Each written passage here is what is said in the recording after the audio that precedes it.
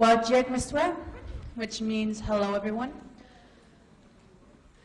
My name is Serena Koostachin. As you may have heard, I am Shannon's older sister.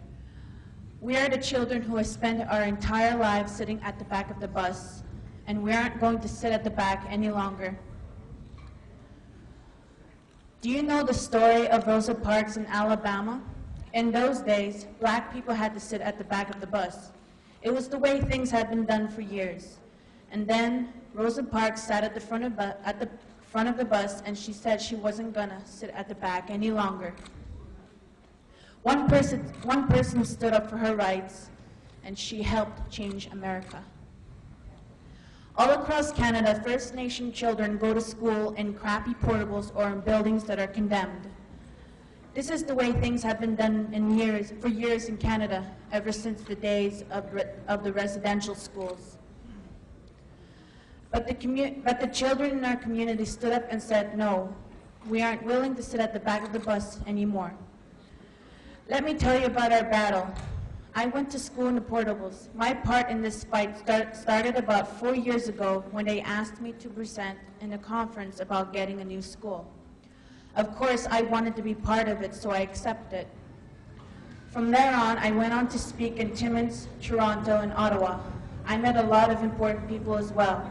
I spoke at a national press conference and met with the Indian Affairs Minister. He promised me. He said we would have a school.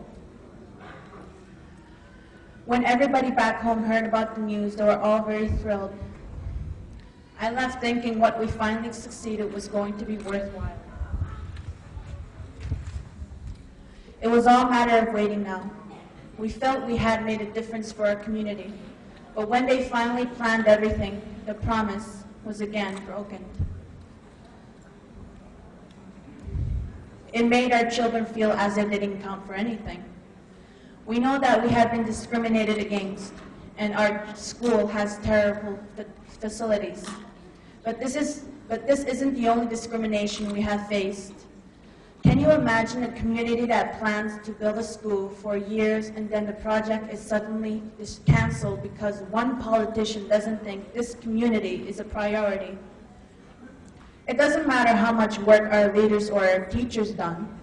One politician has the power to wreck our future. Our community can't even make plans for the future because they don't even know when the government will break its promise. I was in high school when Chuck Straw broke his promise to our community.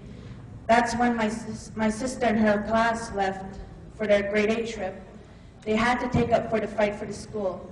Instead of going to Niagara Falls, they sacrificed it to go to Ottawa to fight for a new school. They shouldn't have to sacrifice a trip they worked so hard for, a trip they deserve. But they did anyway because they care about others back home and they care for having their rights for better education. And now here are we today. We are so excited to work with you in your classes. Together we can send a message to all Canadians that are speaking for all the rights for all the children who are being denied the most basic education rights. We are not going away. We are not going to lose hope. We are not going to be silent. We've been sitting at the back of the bus for too long, and we don't want to sit there anymore. It's time we stood up and fought for our rights, just like Rosa Parks did. If one person can change everything, then I'm pretty sure the students here in this room can change the world. We need you.